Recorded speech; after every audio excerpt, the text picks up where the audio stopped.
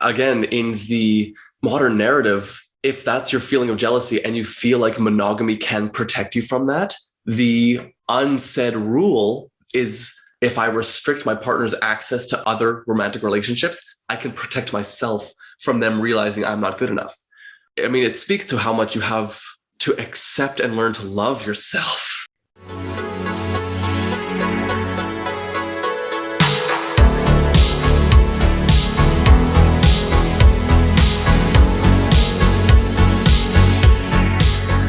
Welcome to Reclaim Your Radiance, a sex, love, and relationship podcast where our focus is on your most important relationship, the one with yourself.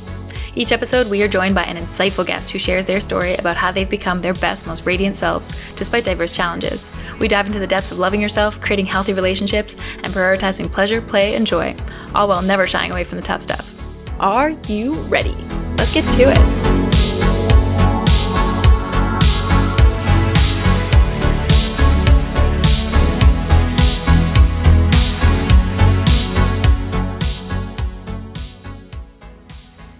Hello, everyone, and welcome to this episode of Reclaim Your Radiance. It is going to be a wild ride.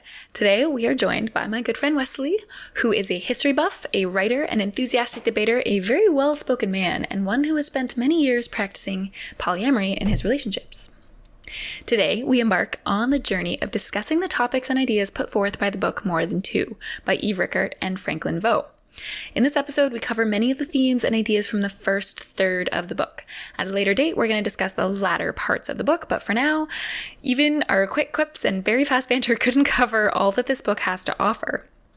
There is so much to discuss, and most of it is not actually centered around polyamory. So please, if you're sitting there thinking, I'm not polyamorous, nor will I ever be polyamorous, and I don't understand it, or it doesn't interest me, or anything you're thinking, trust me, this book is a wonderful teacher of all people in relationships, regardless of their styles and choices.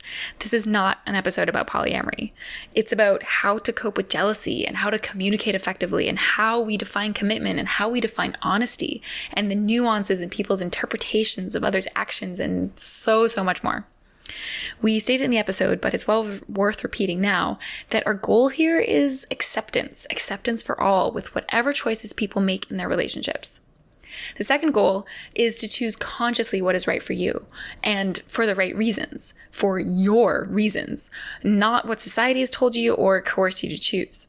In this episode, we explore our relationship choices and how we make them, why we make them, and also a side benefit to help you determine where you are on the non-monogamous to monogamous spectrum, because there is a spectrum, and your position on that spectrum may change or move around as you change and grow, but not necessary. If you know who you are, you know who you are. One last note before we begin is that the views expressed in the book More Than Two do not reflect those of mine or my guests. So are you ready for a very enthusiastic and energy-filled discussion on what it means to be in a relationship? Let's get into it. So welcome, everyone. I'm here today with West. And West, why don't you introduce yourself? Oh my goodness, you're asking for a lot of trouble. Hello, I am Westley. I am gregarious and ebullient. I'm outspoken and loud. I'm very colorful, and everyone who knows me knows me. So yeah, I'm also polyamorous, and that is what we're going to talk about today.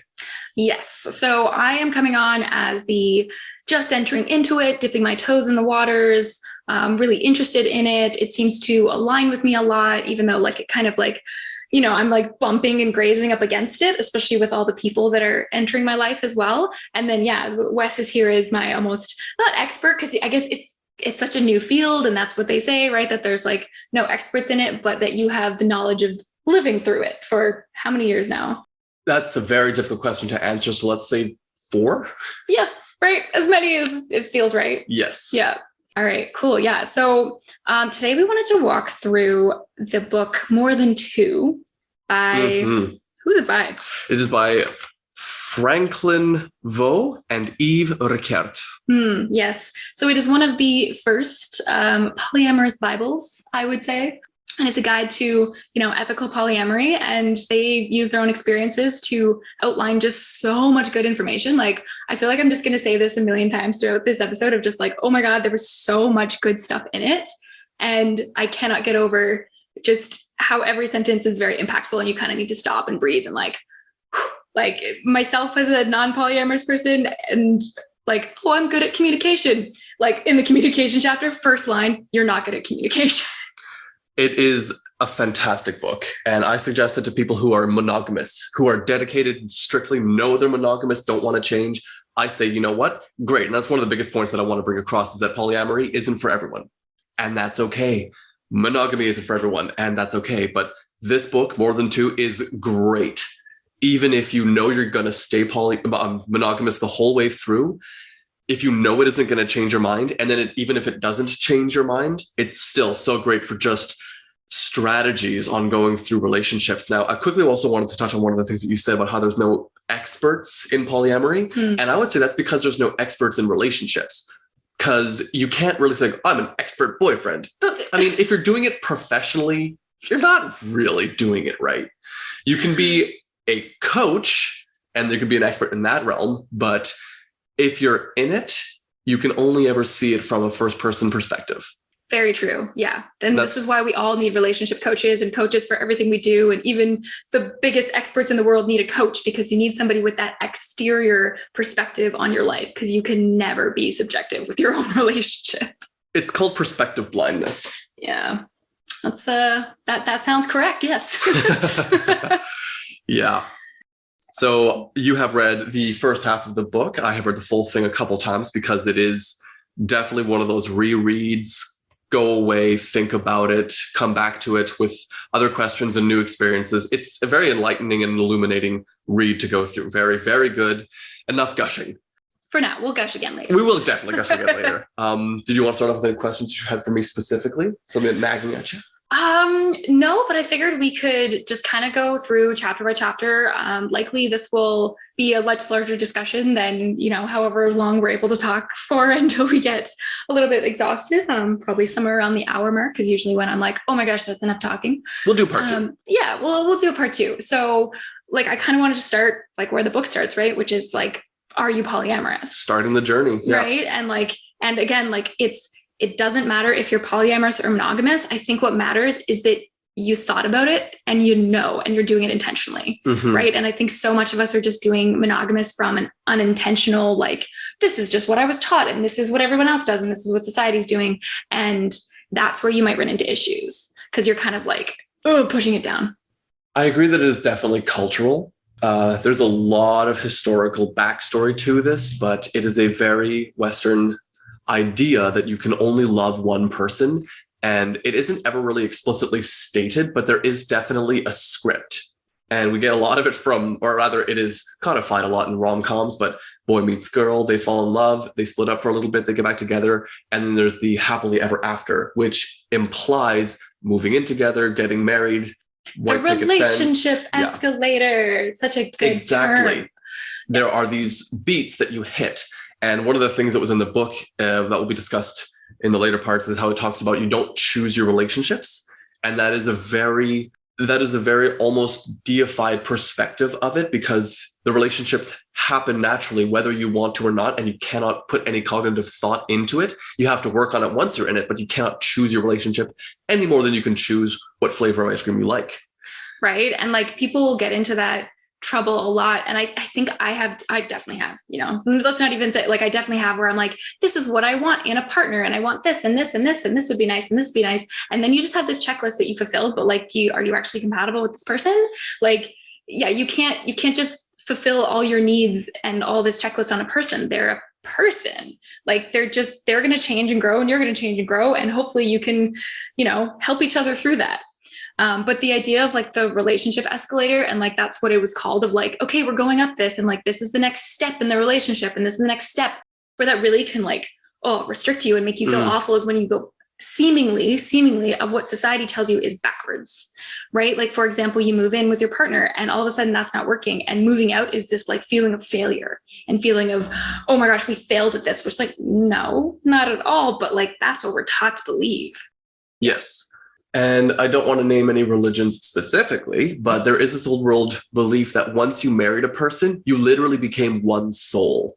So when you reached whatever the afterlife was, you reached there as one unified thing. that was one of the things that the marriage ceremony did, was it bound you, body and soul. It's a very interesting theological discussion to be had, but so few people know that nowadays, and they don't really understand how much that has informed our understanding of the way a relationship should happen. And if there's one piece of advice that I could give you walking away today, is that you need to neglect the word should. You cannot should a relationship. You cannot should yourself, and you maybe can't should others. Yes, stop shoulding yourself. I say this all the time. I should myself in public once. It was a bad scene. Right? No shoulding yourself. And also no shitting yourself, probably, because that wouldn't go well. But No. Also been there. But no, probably not. Different podcast. Anyway. Yeah. Anyways. Yeah, no, you can get caught up in the shoulds, and you can get caught up in just, what everybody else expects of you. And like the next major life event that, like, you can, let's say you post something on social media and it's like, oh yeah, something big happened today. And people just assume that if you live with your partner and it's something with your partner, they're like, they're getting married. Like, it's just this assumption. And if it's not that, people are disappointed in you and people think there's something wrong with you. Right. And it's like, oh, you're not going to do that. Like, it's just, especially women. My God, I don't want to get too much into the patriarchy today, but holy smokes, women are definitely the ones who are like looked at when they're not on the relationship escalator. It's like, well, I mean, honey, you're getting on in years. It's like, oh, wow. Well, but our biological clock pays so much into that, right? Like, you can't ignore the fact that all of us know that if we want to have a baby, we have a time limit. And if we want it to be our biological baby, obviously there's so many ways to do it, and science is moving it forward and everything, but there's ultimately still a clock in which you can do it safely. And that is just so ingrained into our brains, and motherhood is so ingrained into our like everything about us is literally designed so that we can have a baby. And that is not something to discount, because like that is just such a fact of life that women have to live with. But I do among many, but I do want to go back and touch on the whole like one soul marriage thing, not from like a religious perspective, but also the whole like marriage was a contractual obligation, and it was made so that one person would then own the other. Right. Yes, and so it was right. And like women couldn't have, what was it? Credit cards. We couldn't have our own credit card up until like the 50s or 60s. Like, it's super, super recent that we've been able to make our own choices and like move in the direction we want to. And yeah, it's amazing. And that's why so much of this stuff is new and nobody's thought of it before. And it's like this, anyways, it sheds a lot of light. It does shed a lot of light, especially with first, second, and third wave feminism. That has that has very much helped polyamory become something that is welcome into the social zeitgeist, because without women's liberation, it would have been only the gay men community who is engaging in polyamory, because if women can't participate, that really narrows your dating pool. Just a little bit, Like, I love my friends, but not like that. Yeah, not like that. Yeah. So there is a lot of cultural expectation that goes with this argument. And that, again, it's not to say that monogamy is wrong. No. I was listening to a debate actually about this exact topic between monogamous people and polyamorous people. And one of the questions that was the first question that was asked to both groups to see what their argument would be the question was, is polyamory the natural state of human connection? And you can't really argue whether or not something is a natural state anymore, because we have transcended nature so much. And there are some people who will say that, bonobos, for example, they're a very polyamorous animal. And yes, they are. And they're also more closely related to us in terms of DNA, even closer than chimpanzees, in fact. But they're still different by a wide margin. They don't have water slides. That's where I draw the line. That's where we draw the line. So whereas you can argue that there are certain parts of our nature that inform and affect us still to this day, it is kind of facile and just low thought argument to say that this is the way things happen in nature, and therefore this is the way humans have to behave now. So it is our inherent nature to do so, and therefore we should. Yes. And I think we also might get into the trap of the, like, again, the shoulds, and that you can go too far in that. Like, we don't want polyamory to become the new veganism, right? Which you're also vegan, that's why this is hilarious. But like, that it's this thing that people are like pushing on each other because it's like, it's what you should do and it's the best thing and there's no other alternative. No, it's just one option that you can take to live your life this way. If it works for you, if it aligns with your values, if it feels good for you, and if it, allows you to meet all your needs without hurting anyone else. And that kind of swings into one of the most important axioms that this book talks about. And that says the people in a relationship are more important than the relationship, which is beautiful, because a lot of the time, even in monogamous relationships, when you talk about, oh, the marriage is suffering. Well, the people in it should be more, I said the word should. People in it are more important than the relationship. Yes, this one hit me really hard. This one, like, it just struck me straight to the heart, because it's just the language that's used in the book that, like, all of it, when you hear it, it's so obvious because it's been like in your being the whole time, but you just didn't have the language to express it or to like put it into terms that you can then have a discussion around it. And that was one of the things that, like, obviously we know that, but do we, right? Because we use language that says, oh, the relationship, the marriage is as if it's this like living, breathing thing, which it is, right? The other analogy that I really loved was that your relationship is a garden, not a blueprint of a building, right? It's not something you build brick by brick and say, okay, this is our house together, and this is our children together, and this is our marriage, and this is our, right? And then like all of a sudden you have this thing that you're like really upset at the thought of destroying or taking a brick out. But in reality, you're just two people who are kind of nurturing a garden where, you know, it's sometimes you need extra sunlight here, or extra soil, or the different conditions each year. And, oh, now it's winter, so things get a little frosty, you know, like, and there's different, you know, strategies you need to use to keep your plants alive. Like, it's such a good metaphor. Very good metaphor. The garden of a relationship. I really liked it. And another reason that the human beings pitfall into that thing of the blueprint is because humans love stability. We love the idea that once something becomes something, it doesn't change, except for growth. And for a lot of things that is true, and a lot of things that is a good way to look at it, but you have to also know that growth is change, and change is going to happen, and change is okay. Yeah, absolutely. I mean, like, it's the natural order of everything, right? The only constant is change. And you're either going to be willing to grow with the person or you're not, right? And they're going to change and grow, and you're going to change and grow with them. And just the idea of letting them do that, and then like just really letting go of the expectations or holding on to anyone, like, don't try to hold on to them, right? Like, don't coerce them into staying with you. And, oh man, like, we're jumping a little bit ahead there, and maybe this is how this is going to go, but like the coercion piece to the communication, which like all of us definitely do from an unconscious way. Yeah, an unconscious way. Yeah. Well, that one hit me hard too. Very much so. Just especially when it comes to the change argument, later on, they say, how often have we heard, I don't even know who you are anymore? And a way to rephrase that is, I thought you'd never change.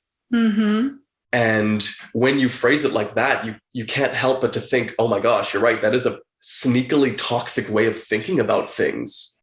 Yeah, actually, that's just bringing up a memory for me right now. Uh-oh. Not for me, but for Matthew McConaughey's book, Green Lights. Right. Which, fantastic, especially in audiobook form, just because Matthew's talking to you and you just get to have him in your ears for a while.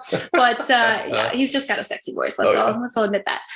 But he had this moment with his book is almost like poetry in some ways, right? Like, he's giving you all this advice and all these things that he's learned in his life. And it's just like a brilliant story, but it is very like poetic, especially even the way he speaks. He has like a rhythm to his voice. And so sometimes I think he takes away content to give you a good sentence and a good poetic verse. As good poets must. But in this case, I think it actually very much drew away from that, or maybe it's what actually happened. But his wife, his soon-to-be wife, I don't know, they were in a relationship, everything was looking good and looking very serious, looking like it would be a long-term thing. And he's like, what would I have to do to lose you? And she said, change. Right. And now I'm like, oh, actually, that's not good. Because at the time, I'm like, oh, that's so cute. Yeah, don't change. Like, I know that what was probably meant was, The again, intention there, yeah. giving it the best possible intention, like seeing things in the best possible light. Likely, yeah, again, a concept from the book, but like likely that she's saying, you know, don't be, I don't know, a dick, or like, I'm going to like you no matter what, I guess, like, hopefully, but it doesn't sit right anymore. It does reframe a couple of the things that you've come to expect from the world as we've known it already. Yeah. So I would love to get back into the actual book itself, and instead of my own interpretation of it. So at the end of each and every chapter, this is one of the best parts of this book. It will have questions. It says questions to ask yourself. Within a certain context. Within the context of what was in the chapter. Yeah. So and the very first chapter is beginning the journey. And so I'd love to go through these questions right now and just have my perspective, your perspective. And some of them they're just going to be a skit. Yeah. And that's okay. So the first question, and I love that this is the first question because it is the most important one. Have I ever felt romantic love for more than one person at the same time? Yes. Also, yes, obviously. Yeah. And if your answer is no, I want you, dear listener, to know that's okay. Totally okay. You don't need to be poly. Like, holy smokes. No. If anything, I'm asking for more acceptance today than converts. Absolutely. No, just acceptance and like awareness around it. Mm-hmm. And like, if 3 people go on vacation a lot together, let them do their thing. They're not hurting you.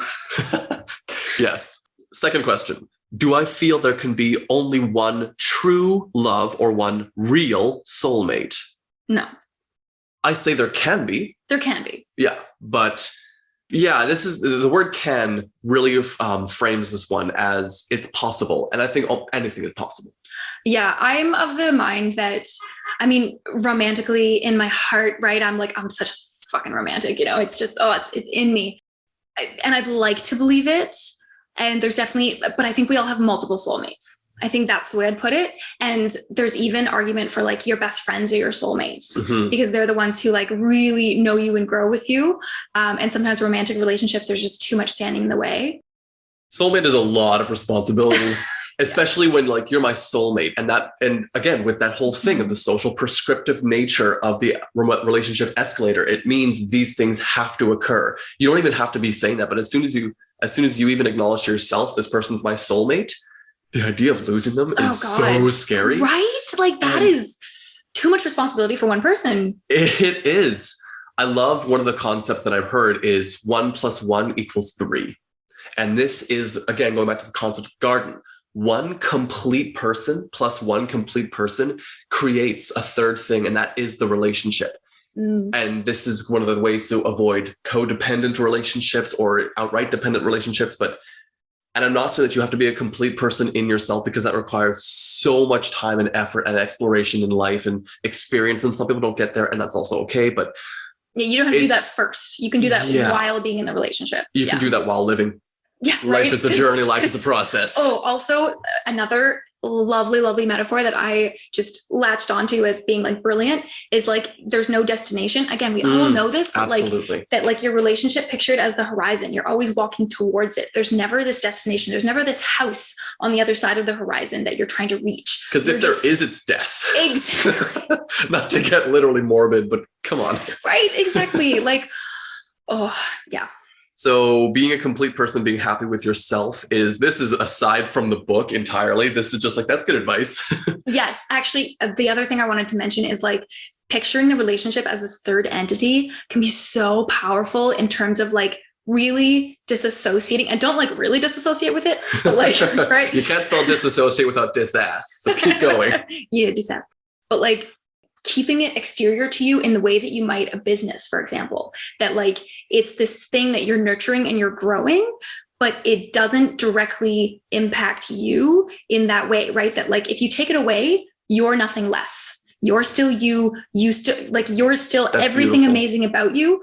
But right. And like, it's like these little strings that attach into all these little balls around you. Maybe I shouldn't use the word balls, but you know what? Yeah. Like it's exterior to you. And then that takes away, I'm looking for the word like, value, worth. It takes away its power over you, essentially. Oh, I see. It's influence. Yes, it's influence. And that if you lose it, you don't lose you. Mm-hmm. Absolutely. Identifying with a relationship specifically is a very precarious place to put yourself, because if you identify as the relationship, you are in a perfect position to start sacrificing things that would have otherwise been parts of your personality just to keep the relationship.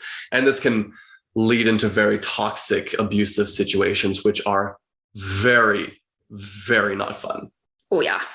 So maintaining personal identity and being completeness in oneself is the most important thing you can do for you. Mm-hmm, absolutely. Way harder said than done. We my God, yeah. Absolutely all of this, we're like, oh yeah, do this, do that. Just as long as you have that under your belt. Yeah. Neither of us, or at least I'm going to speak for myself, I don't got this down. I really don't. I was reading through this being like, oh my God, I have so much personal work to do. But it's so nice. I find I go through like waves of like, oh my gosh, I'm doing so good. And I feel like I'm great. And I don't have to work on that many things. And then like, you just discover new shit and you're like, oh my God, I have so much to work on. And it can feel a little overwhelming at first. And then it feels great. And then you learn it and then you grow and it's wonderful. But like, I don't got this down. You know what I would love to do is those moments of feeling like, you know what, I don't got this. Instead of taking it as a negative, take it as a moment of humiliation. And let me explain, because the word humiliation is far too often in this day and age conflated with embarrassment. Humiliation, break it down. The first word, humil, as in humility. Humiliation just means being shown humility. And even if it's you doing it to yourself, allowing yourself to be humiliated without being embarrassed, without being attached to the ego of what the things that you should be or the things that you're owed or deserve in life. I humiliate myself all the time. That's just because I'm very clumsy. But also, I allow myself that moment to take a step back and bow to people. Just like, yes, you know what? I don't know everything. Everyone's my teacher. Mm-hmm. And another way to put that would be humble. No? Oh, no, yes, absolutely. I was like, right. I feel like this is in my way, I would describe it as humble. Being humbled, yeah. Yeah, being humbled. Being humbled, being humiliated. Humbled or being humbled has much less a negative connotation than being humiliated, because humiliated, even when I say it, it sounds almost as if someone is doing it perniciously towards me, you know? So let's say humbled. I like humbled a lot more. So the third question, that was a long question too. Third question on the first chapter. There's about 10 in every chapter. We got about 100 of these to go, but we got through it. It's only been 40 minutes. Oh, yeah. All right. So how important is my desire for multiple romantic relationships? Excellent question. Mm-hmm. Because how important is the key bit there? How important is my desire for multiple romantic relationships? That is also going to fluctuate throughout the entire thing. I mean, if my partner has a relationship, I should not feel pressure to get one too. Yes. And that's like, to me, it's the why is so much more important than the I want this, right? Like let's say, for example, I am not getting everything I need sexually from my partner. Like I have more needs than they can provide. Okay. So that is why you need, or that is identified as a need for you, that you need this thing that isn't part of your relationship. And as long as there's consent, then you can then go out and seek that exterior to your relationship. But then your partner says, oh, but I want to do that too. But the why is so important there, because if they're doing it just because they want it too, because you're doing it, I don't think that's right. But it is fair. There's an equity in there. There's an equalness. There's so many different absolutely tangly thorns to it. Tangly thorns, yes. Human beings are the most complicated things we know of. We across the board, our brain is the most complicated, complex things we know of. So having two people in a relationship is one of the most complex connections you can make. And then to be like, oh, we're going to allow for multiple relationships and connections. It is an extremely complex thing. That being said, we have evolved to create and form these connections. So it's not like we're entering into the fight without a sword. Yes. And it is so much harder. There's going to be so much more emotion, so much more possibility for heartbreak. There's going to be just so many more moving parts, but that will make it's high risk, high reward. That's what I'm trying to say. Absolutely. If you want pure comfort, become a hermit. And that's cool, right? Like if you have identified that in your life, you want to stay in this comfortable zone. Okay. Like you might not grow as much. You might not learn as much. That's okay. If that's what floats your boat. All right. But there's a possibility here to do other things and more things and possibility for growth. And damn, it is scary, but it's so worth it. So is life. I know. Right. Well, life is terrifying every day. Yeah. So multiple romantic relationships is a difficult one to square, because at first when you're talking with someone who isn't as open to poly, the idea of some of your romantic partner having another romantic relationship, it's easy to be like, wait, I thought this was only going to be like a sexual fling that you were going to be exploring. I didn't think it was going to be a full-on romantic thing. Because for a lot of people, the idea of someone developing a whole romance with another is almost more threatening than you having an affair. Definitely more threatening, because like emotional infidelity to people is much scarier, right? Because that like, yeah, emotions are something that, yeah, sex is just sex. Like people do sex without our hearts being involved all the time. Sometimes they do it alone, damn it. Exactly. Which arguably uses the most amount of heart. Excellent. So they also have a great little thing where they'll do quotes at the beginning of every chapter. And I feel like there's one quote in here from Nelson Mandela, which should have been at the beginning of every chapter, because it says, "May your choices reflect your hopes, not your fears." Yes. I love that so much. Yes. Such a good quote. I think I definitely got to that point because it was just, I was like, oh yes, okay, I need to write this down. Literally every sentence of this book, like, okay, I need to go write this down now. Mm-hmm. But yeah, so in terms of the question, do I feel the need for multiple romantic relationships? Desire and need are very different, because the desire is easy, because desire is what you want, mm-hmm. right? If you feel a need for multiple romantic relationships, that could be full on a sex addiction. True. Yes. And that is another episode, is I speak to a sex and love addict. Yeah. Yeah. And oh boy, sometimes I'm like, I masturbated far too many times today. Maybe I'm addicted to that. Who knows? Worse things have happened. But the desire for multiple romantic relationships, and one that doesn't even really posit, because this book doesn't make a really kind of a clear line between polyamory for sex and polyamory for romantic connection. Mm-hmm. And while it definitely wants to downplay the polyamory for sex aspect, because that is kind of one of the stigmas about the polyamorous community. Mm-hmm. And I can completely understand why they wanted to downplay that, or at least not bring it up as much. But polyamory for sex and polyamory for romantic relationships should be independently discussed, even though they're inextricably linked. Yes. Because one of the things that when I was, thinking about notes and writing down things, I was writing the risks or the challenges, the struggles, things that you're going to deal with, things that are okay to deal with. And then I thought to myself, well, I also want to write down the joys. Mm-hmm. And I pretty quickly came up, what was the first joy that I could think of? And that was, sex with people that I really, really like being around, and not having to have the threat of losing an important relationship to me mm-hmm. because of them. Right? You can fulfill those desires. And often I find in the few experiences I've had is like the connection with your partner can deepen as a result of you going and like exploring those desires. And also if it's like a situation where, and obviously you can't choose this, right? Like if you're going to fall in love with them, you're going to fall in love with them. But if you really do limit your own access, because your intention is not to go falling in love with other people, because you do want to stay kind of like, there's a whole bunch of types of like monogamy within polyamory, in terms of like there's fluid monogamy, for example. Mm-hmm. There's like, right, like you can do anything that's like, this is what we want to keep between us only. And I find that you can just have such a good connection afterwards, because you just got to experience that. You get to see the love and joy in your partner's eyes, and like, yeah. Anyway, sorry. Not at all. Please. What was your reflection? So the first and most anticipated joy of being allowed the freedom to have sex with more than people than just one. That's what is allowed you through polyamory. Mm-hmm. And it's okay to want that.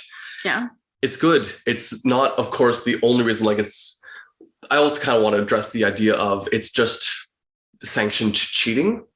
No. And because cheating is a very specific betrayal of the way of a relationship is supposed to go. Like, even though in a poly relationship, I can still cheat, because there are things that if I did them, it would definitely hurt my partner's feelings. It would feel like a betrayal of her. And that's not okay with me. That's still cheating. And that's not the realm that I want to go through. It's a betrayal of trust. Exactly. Yes. Cheating is not the sex. Cheating is not whatever act it was. It was the betrayal of trust. And so you get to set your own relationship rules, boundaries, and framework. Absolutely. The book does a lot of work talking about rules. And that is a whole other mess of things, because when the book is talking about rules, it basically says rules are bad, which is, I know immediately you're thinking like, hold on, No, they're not. And even now, I have a polyamorous relationship and there are rules in it. But the perspective that the book is coming from is, let's say, for example, I was entering into a relationship, even a monogamous relationship. Every monogamous relationship has rules inherent and implicit, but never really articulated. Because it's a monogamous relationship, you won't sleep with other people is one of the rules inherent, right? But if you were talking them out and you came to them, and then you said, oh, by the way, I think it'd be a good rule that you are not going to hunt polar bears. The idea is like, well, obviously you don't really need, why would you even need to put that rule in there? So for polyamory, when, okay, don't be a dick, don't hurt my feelings, don't be unsafe. It's like, well, yeah, but are you with a person you're afraid would do that? If you think there are no rules, are they immediately going to like go buck wild and run naked through the streets? Like, no. Which also their body is their own. And if they want to run naked, they get to. Yes. You cannot set limitations on the other person's body and what they're allowed to do with their body. You absolutely cannot.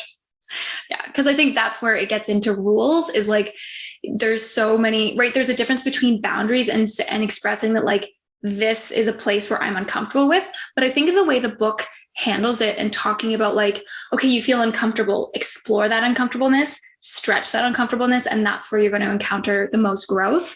And that like, sometimes rules are just placed there to say, I'm uncomfortable with this. I don't want to explore this.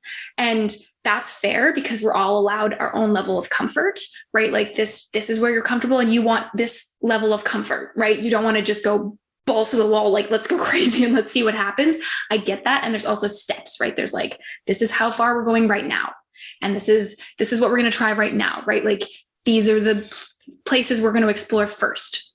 But I do think that, yeah, they're approaching it from like a don't be unreasonable and don't set rules and limitations on the other person. You have to talk about it from your need that you're expressing and allow them the chance to answer your need in their way. Mm-hmm. That being said, we do still have rules. Yes. Some of the rules, like, for example, if my partner had a paramour, one of the rules is don't see your paramour more than once or twice within reason a week. And that is strictly to protect my time with her. That doesn't really seem unreasonable. Another rule is, of course, has to do with safety and testing and protection and all those things, which are kind of just no-brainers. But again, needs to be stated. And like, obviously there's a huge amount of communication stuff happening in the book and, you know, like explicit communication, you know, like even if you assume it, don't assume it, just say it. Just say it because the person might misinterpret it. Mm-hmm, and like, just if there's anything like, oh yeah, I'm thinking this and that's obvious in your head, just say it out loud. Just do it. It's going to be 2 seconds of your time and it could save you so much heartbreak. Oh my God, yes. If people just were just honest. But then, yeah, it even talks about honesty and like, honesty doesn't actually mean the same thing to everybody, right? Because it's still based on your own perceptions. And like, it's so easy to be like, oh, of course I was honest. Like I didn't tell you a lie, but it was because you didn't tell the person a thing. Oh, the lie of omission. The lie of omission. Everyone's the hero in their own story. Lie of omission, it's a very tricky one because if you're lying to yourself, it's extremely difficult to even recognize it. Absolutely. And it's the lying to yourself part. And it's like, oh, one of the best lines in it. And is this from this book? I don't even know at this point. This is just all the stuff in my head right now. Everybody has baggage. It's just your job to know what's in the suitcase. Mm-hmm. I love that. Just like, okay, yeah, you're going to have shit. Everybody's got shit, but you got to know what your shit is and you got to own it, which again, is so much harder said than done. Oh my God. Yeah. You're going to forever find out your shit and what's in your suitcase. And this is just going to keep coming up as you like, again, it's not a destination. It's not like one day you're going to wake up and be like, I am a complete human. Nope. You're going to keep learning till the day you die. Pretty much. Unless you achieve enlightenment and, best of luck with that. That'd be great. I don't think you're going to be a polyamorous person if you're like, going for enlightenment, but no, you're going to be celibate. Yeah. Most likely. Unless you find some like sex magic that allows you to be enlightened, which like also happens. I mean, like I've reached God with an orgasm, but like it doesn't happen that often right now. I'm working on it. I see God every time. Anyway, so let's go back to jealousy because it is obviously one of the most important things that like anyone is going to ask about polyamory. You're polyamorous. How do you deal with jealousy? And it is a super fair question. how to cope with jealousy. And I say cope specifically because for the sake of this discussion right now, I'm going to say that it isn't possible to avoid or not feel. And you have to accept that. If you truly can live your life without, then congrats, your Nobel Prize is in the mail. For everyone else, let's go. Because I feel jealousy too. Mm-hmm. My approach is, of course, to accept the feeling of jealousy firstly. Mm-hmm. You will achieve no growth ever if you only attempt to deny it. You'll feel jealousy, and that's okay. It's natural and healthy if you are dealing with it honestly. Honesty and acceptance are how I get through it. Yes, I'm jealous, I say to myself. And once I do, I have this grand power through the clarity of acknowledgement. It's helpful and important not to deny your own feelings, even if they aren't the most flattering feelings or the most comfortable feelings. For mostly, I have found that jealousy is best understood by its original context, wanting to protect that which is your own. That's what it meant for so long. Now it's closer to what we would call envy when it's spoken of, but it also isn't exactly divorced from its original definition. So it has become this sort of chimera of what we associate with the worst traits of opinions to have in a relationship. And it is by far the most well-accepted and ill-defined monster of any relationship. It occurs all the time in monogamous relationships, for God's sake. Mm-hmm. Yeah. I mean, for, in my opinion, maybe lesser reasons that it's like, they looked at someone and it's like, okay, let's reevaluate this and how much you should control your partner. But anyway. And that word control, it does come back to it wanting to protect something you own, and not necessarily the partner, but perhaps the relationship. You do get a sense of entitlement and ownership over a relationship. And that's where jealousy comes in. Something you're owed. Yes. Is something to avoid. Yes. And it's like, I'm owed this because I'm the first partner, or just because I'm their partner, or yeah. So dangerous. But I think knowing that it's a part of anyone's psyche in regards to relationships with others is the first step to dealing with and coping with jealousy.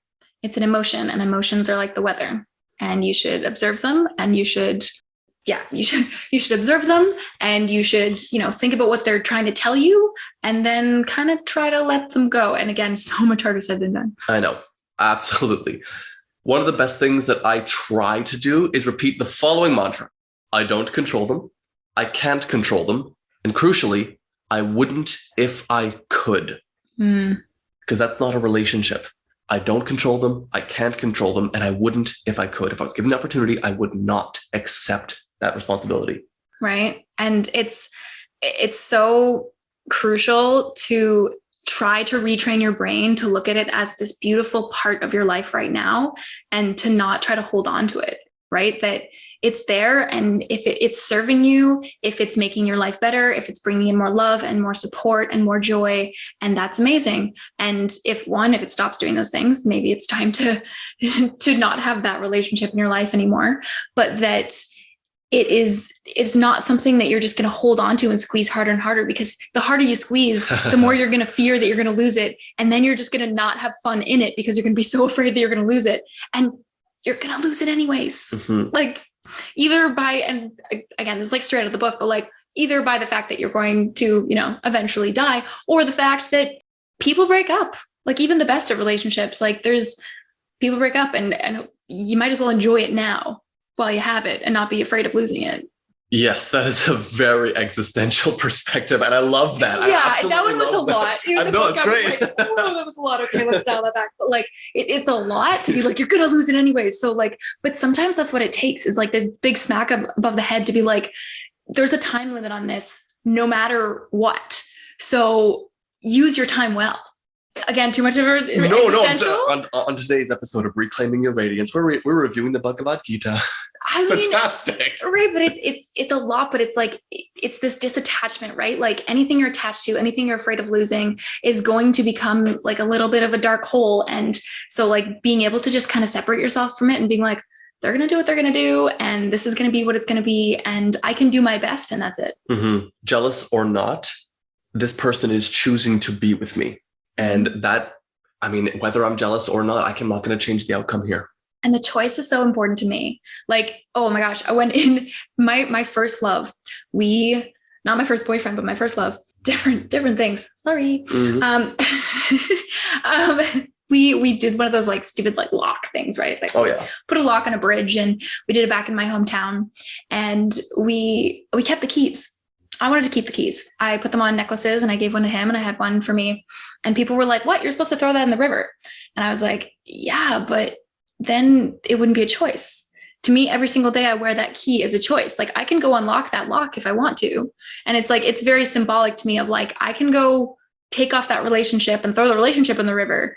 And it's my choice. I didn't just throw that's why sometimes marriage kind of feels like it takes that away. Obviously you can still get divorced, but that's messy and expensive. But like, Thank you, Henry. What? Henry VIII. Never mind. Continue. Yes. Thank you. Except for all of the, chopping off your wives' heads. But, Only two.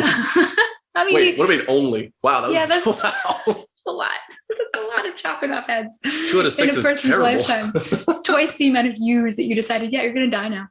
Where was I? You're talking about the key and the lock, and I thought that was going to go very differently.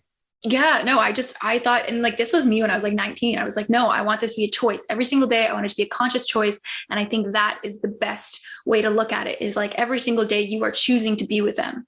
And it's not an obligation. The second it becomes an obligation, it becomes this thing that like you can't get away from. And then there's like all this other stuff that gets into it. That's such a progressive and enlightened view. I love that.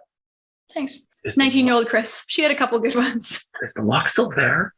I think so. I don't think I ever removed it because, I mean, I still love him, right? I still love every person I've ever been with, and plenty of people I've never been with, but yeah, no, it's still there. Wonderful. Question 4. On chapter 1. Oh, actually, sorry, I did want to go to something about jealousy. There will be so much more on jealousy, but and not just in these episodes, but there was something that my friend recently told me, and he will also be on the podcast because he is such a good, like, he's polyamorous as well, and he's got like just such a good handle on it because he's dealt with it so much that he's like really had to work through it. And he told me that there was 3 different forms of jealousy, and they are: 1, that you have a fear of missing out. Right. So they're doing something without you. 2 is fear of being replaced. And 3 is fear you're not good enough. And generally, most jealous feelings can fall into one of those 3 categories. And I think that's such a good starting point of like, identify which one it is. And then it's like, okay, now I can tackle this. I love it. For me, those kind of feel like 3 categories, each of which contains a list of things beneath it that mask itself. But at its core, it boils down to one of those 3. And sometimes you can have a combination of the 2. For example, like, I'm not good enough and my partner is going to leave me because I'm not good enough. Yes. Absolutely. And again, in the modern narrative, if that's your feeling of jealousy and you feel like monogamy can protect you from that, the unsaid rule is if I restrict my partner's access to other romantic relationships, I can protect myself from them realizing I'm not good enough. I mean, it speaks to how much you have to accept and learn to love yourself. Goodness. Holla, topic of the podcast. Right? Like, it always comes back to self-love. Yes, as it should. Yeah. No, it's that whole, like, you're a whole person and your relationship is a separate entity that, like, yeah, no, it's, if you don't, like, again, very difficult to do. And I'm not an expert at that. And I definitely intertwine a whole bunch in my relationships. And like, that's definitely some conditioning from childhood and from friggin' Disney movies, guys. Like, what? Yeah. And okay, actually, I just had a thought about the whole relationship escalator, not to go too far in the backwards direction. Okay, good. Because I was just going to critique Disney movies for the next 20 minutes, but yeah, keep going. You have a point. So yeah. But there is so much of like the flirting and the beginning jitters and this, and there's so much emphasis put on the beginning of a relationship that we have become obsessed with everything leading up to the first kiss and everything leading up to that first month, everything leading up to getting married. And there is nothing, no popular culture, almost nothing. There's a couple things, marriage story. It's getting better. Just like representation and LGBTQ stuff. It's getting better. But man, do we need more stories about what happens after marriage and after you fall in love and after you finally after you finally kiss the girl, Yes. Yeah. Oh man, Disney was so bad about this because they're getting better. They are getting better, but I mean, sometimes it's like, especially Kiss the Girl from The Little Mermaid. Yeah, the damage is already done. Oh God. It's like, so honey, you're a king, right? Actually, I am now, yes. What does your kingdom do? Mostly we're a fishing society. Oh dear. Okay. Or have Belle marry the beast and be French aristocracy 10 years before the French Revolution. Like, what? Come on, guys. Yes, but that's speaking from a history buff. Like, I know that. I'm just like, oh, I'm fine. I'm ignorant of history. Everything's great. So the questions. Yeah. I love that this next question is a 3-parter. Thank you so much, book. What do I want from my romantic life? That's right? That's your entire podcast. Mic drop. That's it. That's the entire episode. That's everything. What do you want from your romantic relationship? Okay, short answer, fulfillment. I like it. I feel like everybody should go journal about this for a while, but I would say support, love, joy, and to feel less alone. Mm-hmm. Because I think that one's really big for me, is like the world is so big and you can just feel so alone. And that's like one of the number one things that everybody's seeking in their life, apparently, is just to feel less alone. And so, yeah, that connection, that like, you understand me. Yes. Like there's that just deep, like, acceptance, right? That I have shown somebody, if you're in a strong relationship where you can show them absolutely all of you, right? Like you're good, you're bad, you're ugly, and your best and your worst, and they just accept you. Being seen and not having to like hide any part of you. I say fulfillment because I kind of bracket everything under the umbrella term of fulfillment, but yes, longer version, everything that you said. Love especially should have been my actual answer, but love is, I don't want to say easy, but falling in love is easy. And it's because of that whole honeymoon phase fallacy where some relationships, some people are serial daters who will only be in relationships for 3 months at a time, because once the honeymoon wears off and it's the realization that you're with an actual person instead of this shiny image you had of the person, then it screws up all the decisions you'd already made for what this person was going to behave like. All of the, okay, so they're going to do this for me and they're going to do this for me and we're going to do this and they're going to, nope, it's all going to be looking at each other in sunset pictures on Instagram. Yes. Oh man, social media mixed with Disney. What a combo. Social media screwed us all up. Oh my God. That's the next episode. Yes, it fucked us all.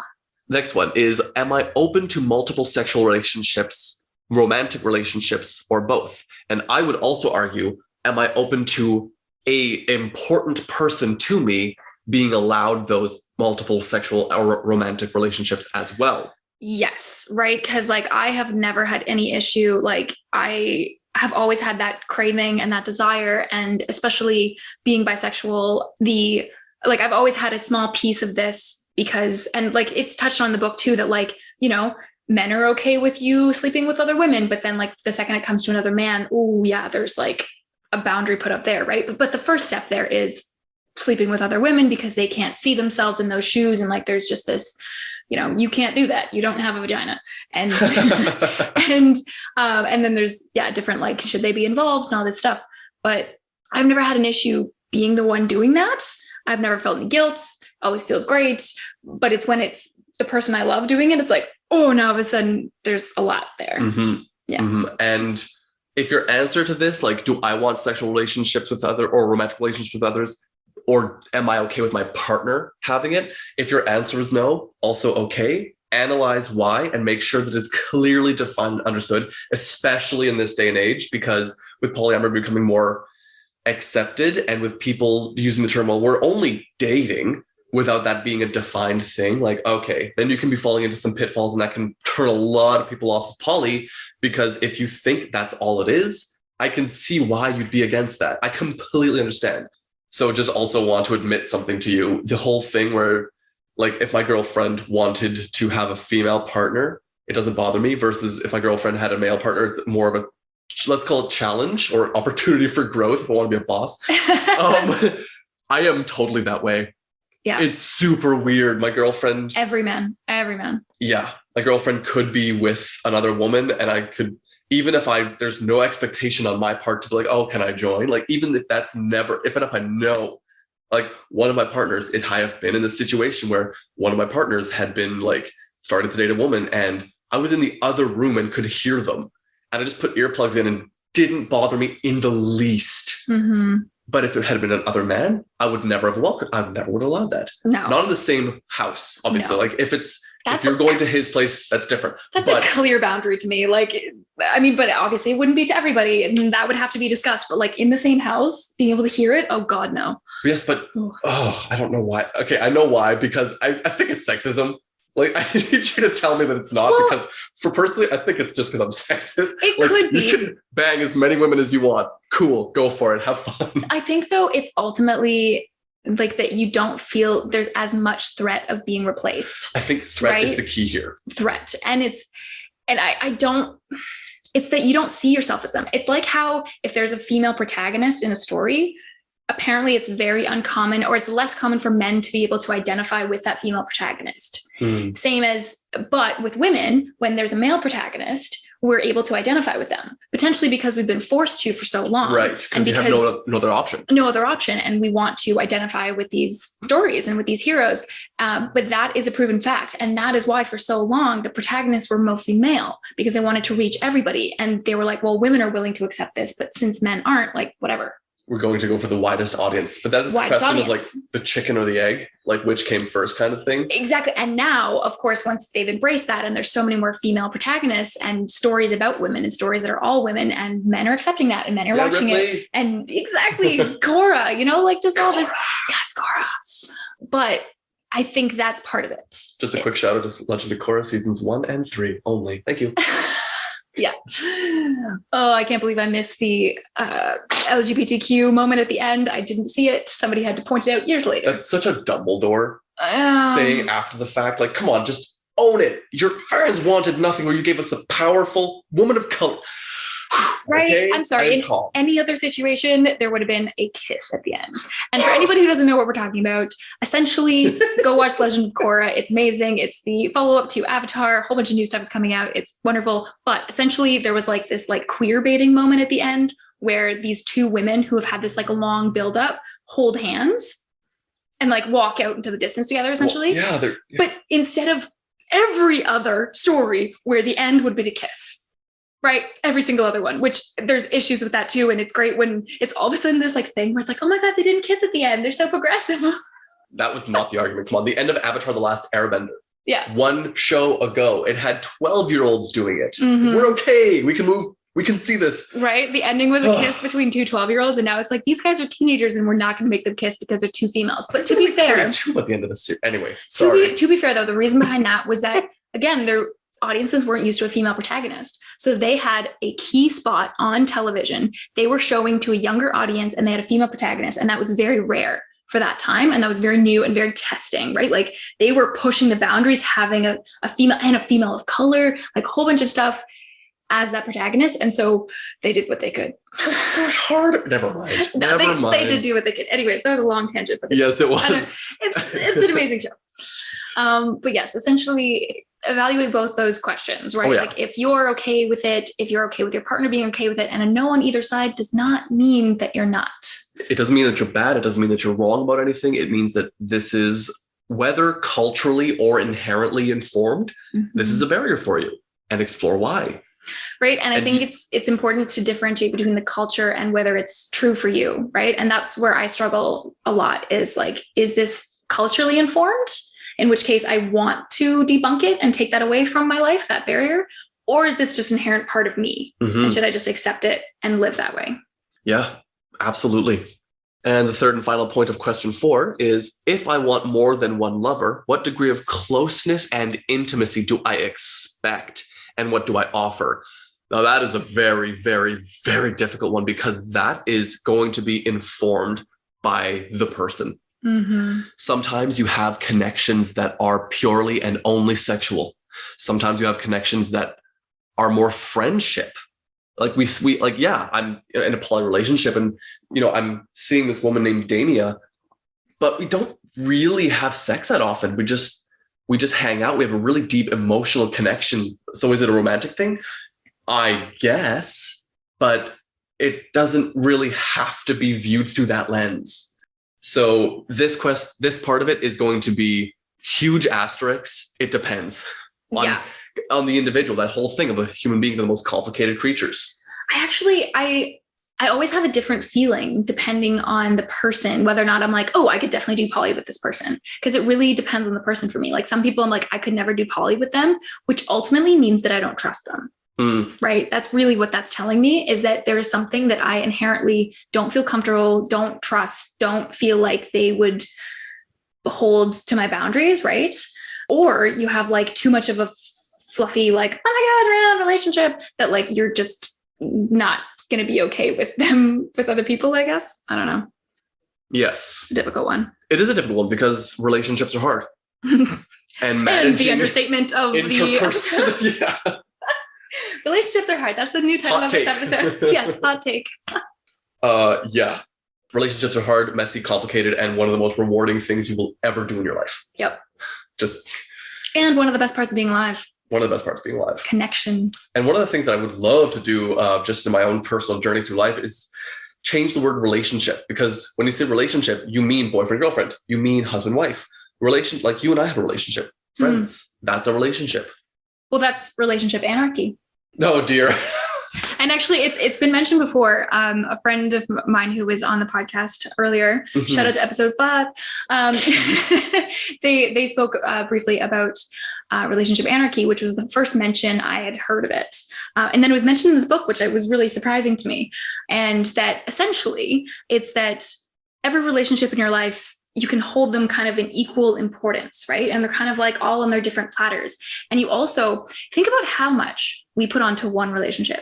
Like, all right, you're the person I love. You're also going to be my best friend, the only person I have sex with, my therapist, my roommate, the father of my children, the person chef. I have a dog with, my personal chef, like just everything. And you're like, this is all going to go on one person. That's a terrible idea. Like, when you think about it objectively, that's a terrible idea. Unless it works for you. Unless it does, yes. Yeah, my gosh. Because some people just are content with 2 people, but like that's a lot of expectation and a lot of roles to put on one person. So the idea of relationship anarchy is that you get to pick who you do those things with, right? So it's like, oh, I'm gonna have a you're gonna co-parent a dog with your best friend. That's a relationship. That's one of those things that you're gonna give to that relationship, and you give the same amount of like effort. And because think about how much effort you spend on a romantic relationship. Oh my Almost God. None. I'm kidding. Yeah. Right. It is a daily. Okay, here's a great point. Actually, in a polyamorous relationship, one of the biggest takeaways that I've gotten is it is nearly daily. It's weekly, if not daily check-ins. Always talking through it. And sometimes, okay, well, I've noticed this, I felt this. Always start from I feel or I would like to address. And then sometimes it's like, how are we doing? Great. Cool. Want to watch Netflix or whatever? Like sometimes it's going to be you don't even need to check in, but it's always important to find out if you need to. So there's a lot of communication, a lot of talking about it. And you get so good at discussing boundaries, discussing where you are at in life. And it's really, really cool. I didn't expect that as much as I started through the whole poly journey, but you talk a lot and it's great. And you learn about this person in such a profound way. Yeah, absolutely. And sometimes it can feel really time consuming though. And so like, okay, also this would be probably one of the first arguments. Oh my God, I'd barely have time for one relationship. How am I going to have time for 2? So like, how do you feel about that kind of mentality? It is it's definitely an important one. However, I would push it forward to the logical extreme where if I didn't even have time for one relationship, what would I do? And I have felt like that at times, like especially with my job, I work in film, shout out to Vancouver. And sometimes I feel like this is the whole thing. I was like, this is the whole thing again, where people will say the famous line, you never make time for me. Or I feel like you don't have time for me. And sometimes you're right. I don't. And it's trying to make time for a person. And it's trying to make time for a person to feel like taking time to make a person feel special. Taking time to make a person feel like they are valid and important and worthwhile in your life is very important.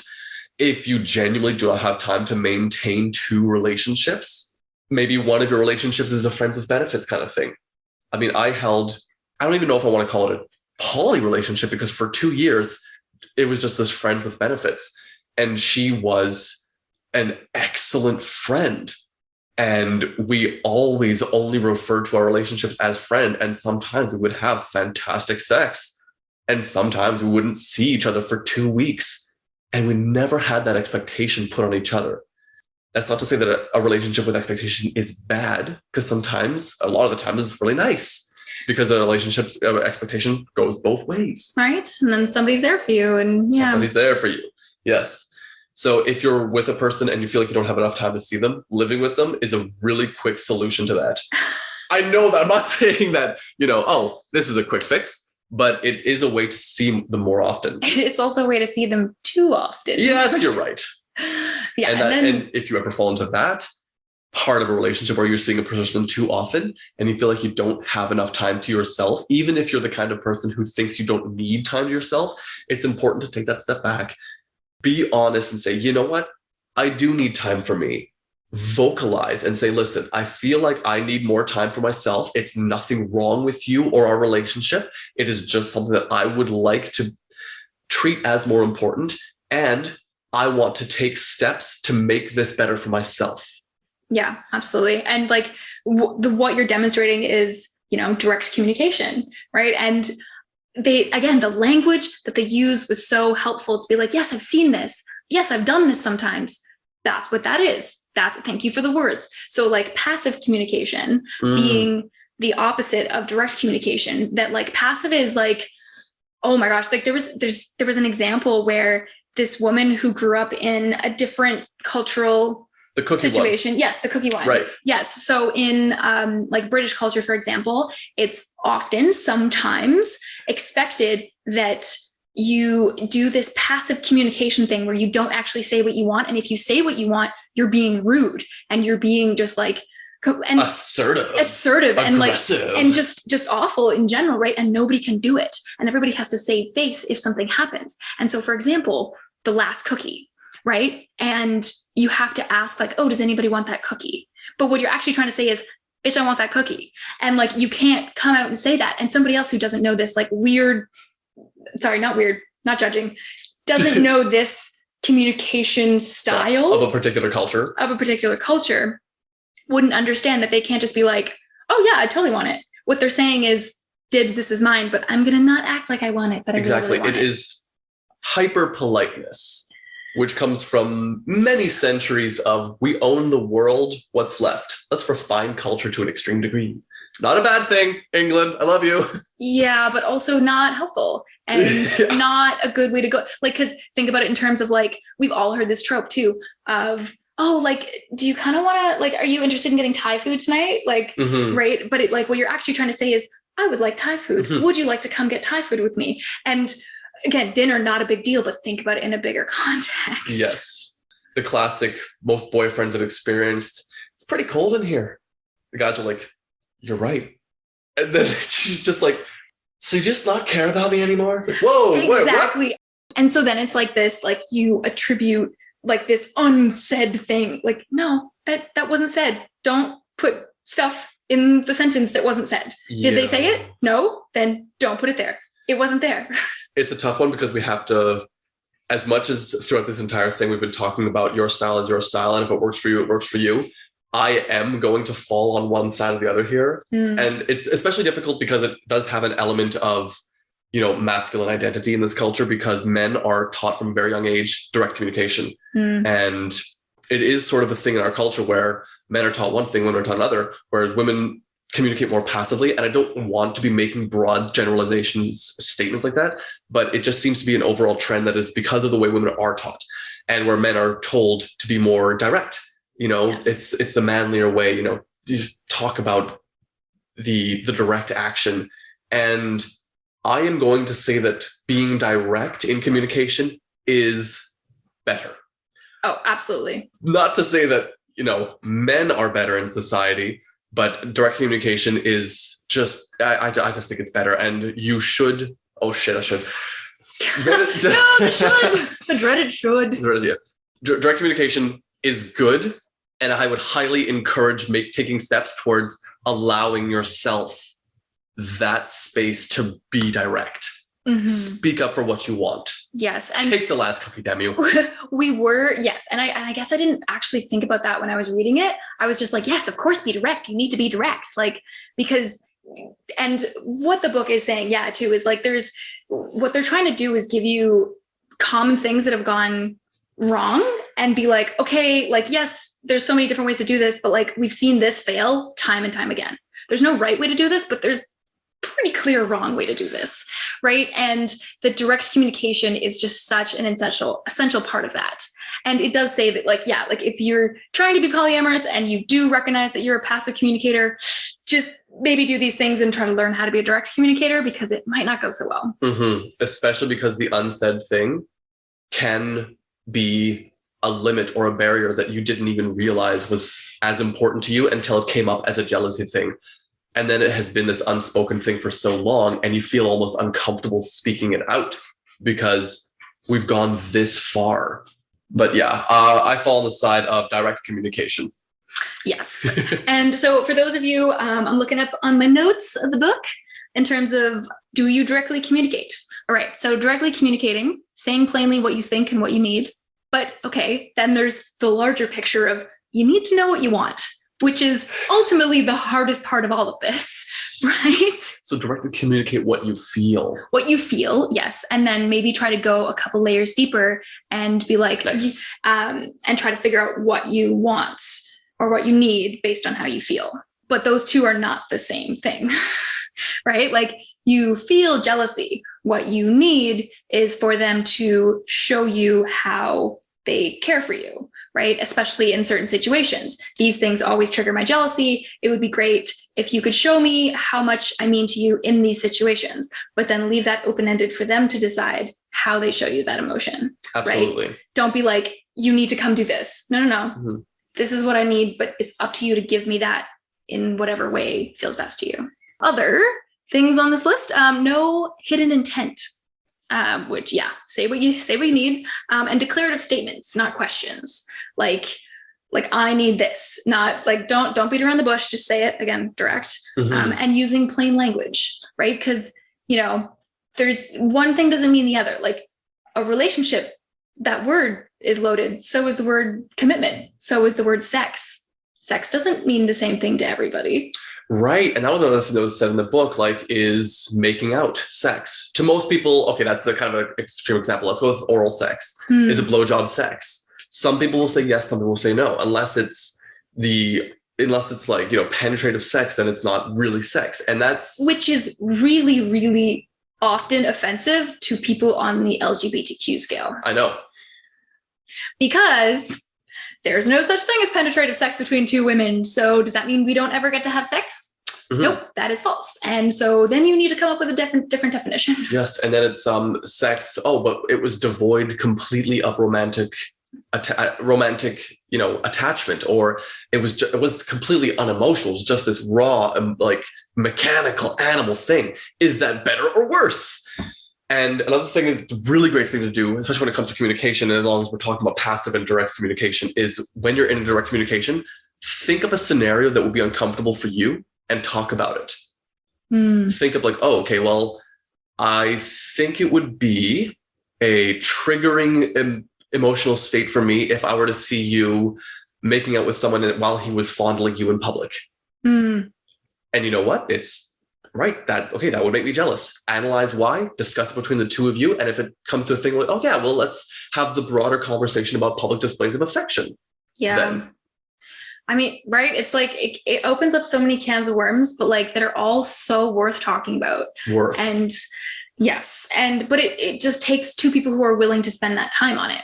Right. And yeah, the whole, like, I don't have time for it right now. Like, that gets kind of tricky too, that like, your life doesn't have that much time for it, but you want to keep the relationship. And so you just need to both agree to put it kind of on the back burner for a bit. But then you can't have those polyamorous conversations that you need to, because otherwise things aren't healthy. And yeah, there's so many balances there. Yes. The next question is about transparency is. How important is transparency to me? And that one is a very interesting question, because to me, transparency is sort of just another word for honesty. Mm-hmm. And my hard and fast policy is constant honesty. If a partner of mine asks me anything, provided that I am respecting the boundaries of another person, I will answer honestly.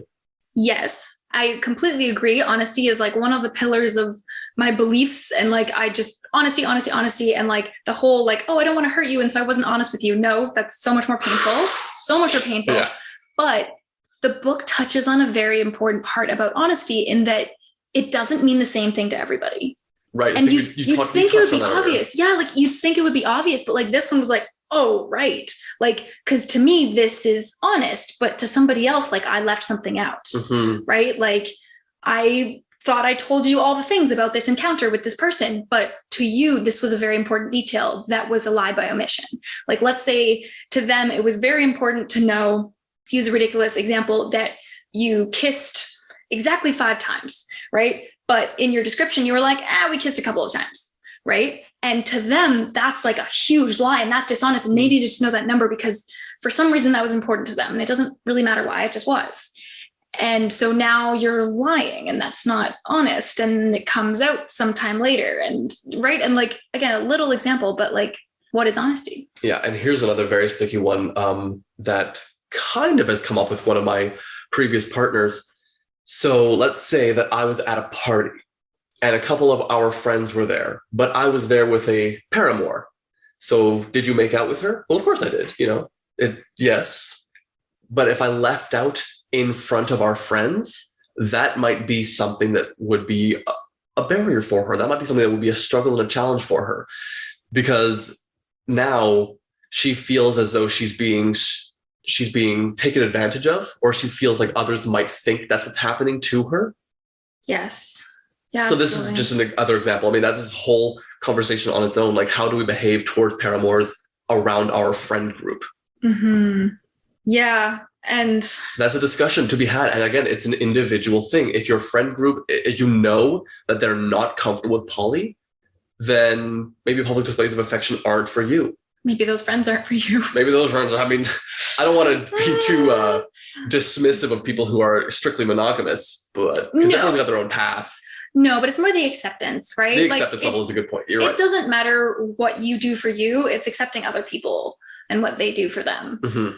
And I mean, I like to say that monogamy to polyamory is a scale, just like the LGBTQ scale, or a spectrum. Spectrum is a better way to put it.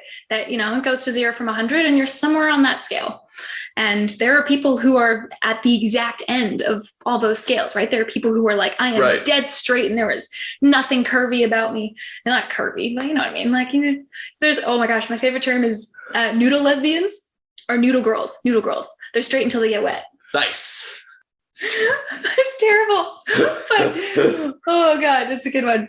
But that would mean that you are not 100% straight, right? You are somewhere on that spectrum, because you get a little bit experimental when you get wet. Sure, great, do it, but admit that you're on the spectrum. Yeah, acknowledging the spectrum is probably a good thing. Mm-hmm. Right? Because I don't think it's an answer of all or nothing for most people, right? Like, they talk about really complex relationship structures in the book, about like, having 4 people who all have like equal relationships with each other. And I'm like, oh, good Lord, that sounds awful. Some of them live in the house, some of them don't. Some of them like, oh God, like, wow, dude. Also, that would be like a really complex structure to like build up to. Mm-hmm. And that just sounds like near constant communication with everybody, which just, again, great, but also, oh my God. Well, yeah, great, because it's most of the time it's just going to be the quick check-in. Is everything okay? Yes, good. And as long as you are trusting your partners to be honest with you when that question comes up, you're good. Direct communication. Yeah. Believe what they're telling you. Believe it. Yes, definitely. I think that's all the questions for chapter 1. No, we got 2 more. Oh, wow. Okay. I know. How... We'll just go through all the questions. Maybe. Oh, chapter 1, maybe. Yeah. All right. So how do I define commitment? Is that even a question worth answering? Oh, I think so. Oh my God. All right. You're being sarcastic. Yeah. How do I define commitment? Yes. One of those words that's like, everybody thinks it's the same thing. It is not the same thing. Right, definitely. And this is one of those ones where it's like, we're both committed and you both think you're being honest, but your definitions don't match up. All of a sudden it's like, oh no, we were both lying to each other. You were committed. Because again, for a monogamous person, what they mean when they say committed is only one. And some people don't believe that committed can involve more than two. Ooh, title of the book. Just snuck that right. Snuck it right in there. Oh, so good. And people would like fight back on that because they're challenged in their beliefs and what they've been taught to believe and what they see in the world. And yeah, but you can like committed is just that you made a promise and you're keeping it, really. Yeah, that's a very simplistic version of a commitment is a promise. Right. A lot of the time, the promise is never explicitly stated, too. And there are a number of pitfalls with that. Yeah. It's a problem. Yeah. I mean, and that was one of the ideas of marriage. That's what vows were supposed to be. And that's what the whole thing was. It was a commitment before a deity. And it was supposed to be. I'm sorry. Can you imagine? Can you imagine just being like, okay, let's admit to everybody we know that we're going to relate to each other in this way for the rest of our lives. Especially in you're probably around 16. And although you probably only live till 35, so. Yeah. You have half your life with me. Dark, but it's dark but true. Dark but true. Unless you're like queen or something, then you'll probably live pretty long with the most recent medical advancements. But yeah, oh my gosh, like that idea of just like, I'm going to say these vows to like this one person and they're going to be true for my whole life. Dude, no. Like, let's even just like it's not that I don't believe in marriage. I totally do. But you can re-up those vows, right? Like you can make new promises to each other. As your relationship grows, as you change with it, as you change not with it, you got to make new promises. New commitments. Re-examine old commitments. That's another thing, that a commitment should not be considered a sacred bond that must exist for eternity, which definitely ties into the idea of the old world's thinking on marriage. But I have made a commitment to a person and it's not open to renegotiation is kind of an enforced relationship at that point. Right. Yeah. Commitments can change. Which is like such a foundation of so many marriages in some way. Wow, we really sound like we just like don't like. Yeah, we don't need to be jumping on marriage so much. We really promise. Don't. I honestly I do value marriage, and I think it is one way to commit to somebody in a really strong way, right? And say that like no matter what, there is this level of commitment that's always going to be there. I'm not the biggest fan of marriage, frankly. Yeah, that's fair. Especially in terms of modern context, especially where we have come as a society and how marriage, what it started out as. Because of course, I'm not a hugely religious person.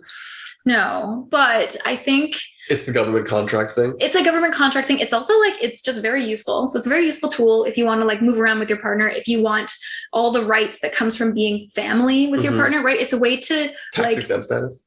Yeah, right. I wish. A way to get some medical benefits, but it's a way to show the world how important somebody is to you. It's a way to, for all intents and purposes, actually become their family. And there is something beautiful about it, right? Like the ceremony can be really beautiful, and it's just a great party to be able to celebrate your love, which is always wonderful. And like, there's different like forms of it. Like you don't have to have a priest and everything. You can just have like a commitment ceremony, but like it ultimately is still a very good, and like tons of poly people do it, right? Yeah. And it doesn't have to be the person that, the most interesting story to me that I read was about like a couple that sex had been part of their relationship and then it wasn't anymore. And then it was after that happened, it was like a year and a half later that they decided to get married because they wanted to prove their commitment to one another, or not prove, but like this was a sign of their commitment to one another, even though sex was now not part of their relationship. So they like entered into it knowing that this was not something that was going to be a piece of their marriage. But the other person was so valuable to them, and that support and that relationship was still so key that they wanted to like solidify that bond in some way. And that's another thing that kind of is talked about in the book later, is that polyamory is pretty good for asexual people, because that's just not something that they're going to be able to offer people, especially because for a lot of people, It's very important to a relationship. Not the most important, but one of the questions that I have heard in this discussion is, how important is sex to you in a relationship? Personally, very important. Yes. But it obviously it's not the only thing. Obviously, it's not the most important. The most important, I would say, is respect, understanding, communication, love, all those things, and sex. Top 5, doesn't say top 5. But for an asexual person, a person who just does not have those feelings, they should never feel like they're, have to force themselves to fit into a slot that isn't for them. And having the opportunity of like, okay, I'm in love with my partner, they love me, and even though I don't want to have this sexual thing with them, they're free to explore it on their own, provided they're, safe with my feelings and all these things. It's right. I didn't even think of that until the book brought it up to me. Oh, I totally thought of that. Yeah. Because like that comes up with me a lot in terms of like, I tend to have a higher sex drive than most of all the men I've ever been with. Get it? And that's not to say anything bad about them or like, oh, I'm the best. No. Like, it's just a fact. And it doesn't show up right away. It usually shows up later down the line. And even just like think about how men have higher sex drives and are more like everything around like 25 versus women tend to peak at like 40, that like your relationship is going to go through these seasons. And if it gets to a certain point, it's like, well, I need sex. Like that is a basic human need. And that's not a ridiculous thing to ask for or to state, but you can't then coerce your partner into having sex with you because you shouldn't. You shouldn't. I'm gonna say the should word for this because you shouldn't. You should not. And that is a very key place to use that word, because you shouldn't coerce anybody into anything they don't want to do, which good definition for that is if they can't say no comfortably, then they can't give consent. Absolutely. So if you're like, I mean, you need to have sex with me. This is an obligation of our relationship. You said it in the vows. Right. Or like there's an expectation here to have sex with me because I desire sex, and they're not able to do that with you right now. That's just not something that they're like, whatever they're going through, they can't do it. Then what now? Right. And so you can't just be like, well, I'm going to break up with you if you don't. But at the same time, both your feelings are super valid. One person needs sex and one person doesn't. And so what do you do? Yeah, it is. Now, I would caution people against turning to polyamory only because of that reason. Yes. Because it's the same thing as starting a relationship only because you want sex. You have to be ready to value a person and expect more of a person than just a physical body part. Like there's a human attached to that vagina. If that is your reason for wanting polyamory, I think you have a lot of self-analyzing to do, a lot of relationship analyzing to do. It's not necessarily a no, but you need to know that there's more to it. Yes.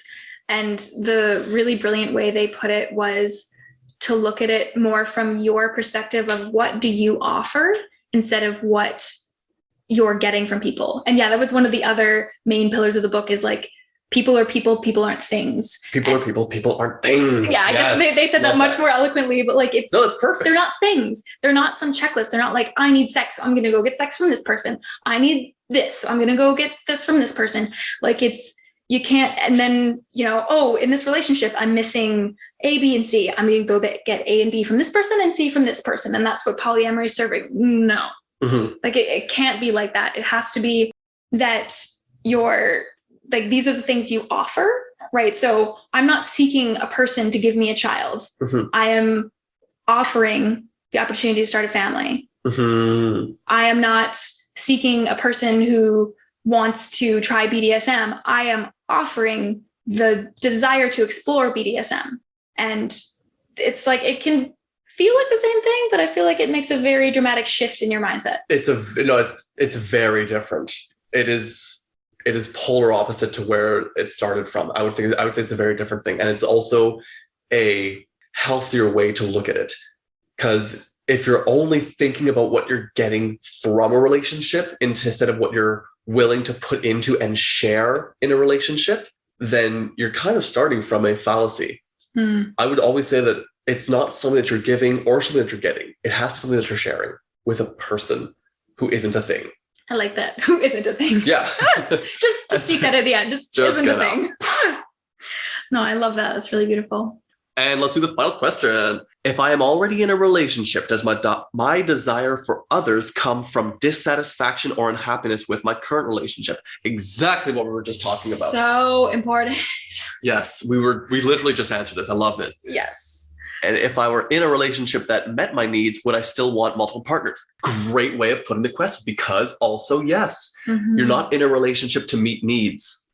You're in a relationship to experience life with someone else. Yes. Unless, of course, you're talking about the broader, grander sociological sense. Like I, want and need to have a relationship with another human being to come, address my mental health. Yes, absolutely. We all need human connection. We all have that need. That's okay. Yes. That is not treating a person like a thing. Yes. But I mean, there is so much self-worth tied up in relationships these days, right? Or just like, I feel like that's all I've been taught, is that like, you're not worth anything if you're not in a relationship.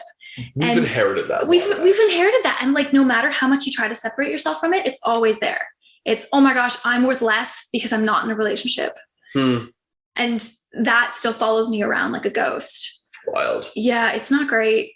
And but I'm aware of it. That's good. That's good. It's really helpful for unweaving these narratives when you at least recognize it. Another narrative that I think is super important. I wish I had a better segue for this, but when it comes to sex, and I know that you have a very sex positive podcast, and I love that. One of the biggest social narratives that we have to detangle is the idea that sex devalues a person, particularly women. This is the abstinence only training, whereas if abstinence only is what you want to do, go for it. Fill your boots or don't. You cannot think of a person as having a specific amount of value that goes away if they have done the hokey pokey with someone. Like, for God's sake, it's Honestly. just so, it's like pretty toxic. It's so toxic. Like, I still remember one of my past relationships. He had this notion in his head. We were very young, so it's excusable, whatever. But he had this narrative in his head that we had both had sex with only one person before entering into this one. Or no, sorry, it was two. Each of us had sex with two people, and before this one started. And during our relationship, not getting into the details of what happened or what consent or what non-consent was there, but I had sex with someone else. And this brought up, interestingly enough, the feeling of, oh, now we're not equal because you've had sex with more people than me. He expressed that as one of the feelings that came up and shocked me beyond belief because it just felt so wrong to me.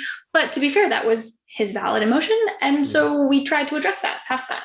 But like, damn, right? Wow. I'm very impressed and glad that he expressed it so honestly and that you guys worked through it as opposed to it just becoming this unspoken monster that killed your relationship. That's great.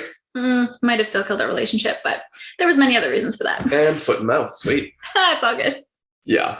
But we did talk about it and he did admit to it. It's good. Which was good.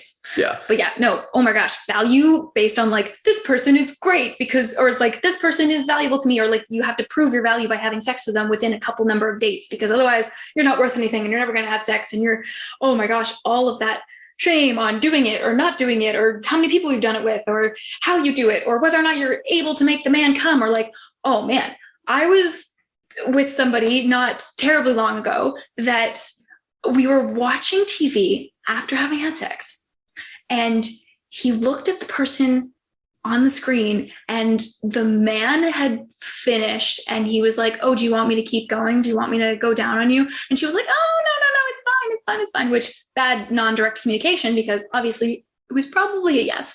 Right. But he was like, oh no, you never ask. You just like, go do it. And like, one, yes, you should ask, but two, you should try to get the honest answer. But also, he had done the exact same thing like 20 minutes earlier. Wow. And I was like, how do you have this much dissociation in your mind? That's just lack of self-awareness. Oh, yeah, that was a bad one. Yeah. Sorry, I guess that's nothing to do with value with sex. But no, do not attach value to sex. Do not attach value to anything. Yeah. Okay, wait, that's too broad. It is. Don't attach value to anything. That's right, everyone. Buddhism, only option. You go into the hills today. Put on a robe and meditate until you die. But even Buddhism, interestingly enough,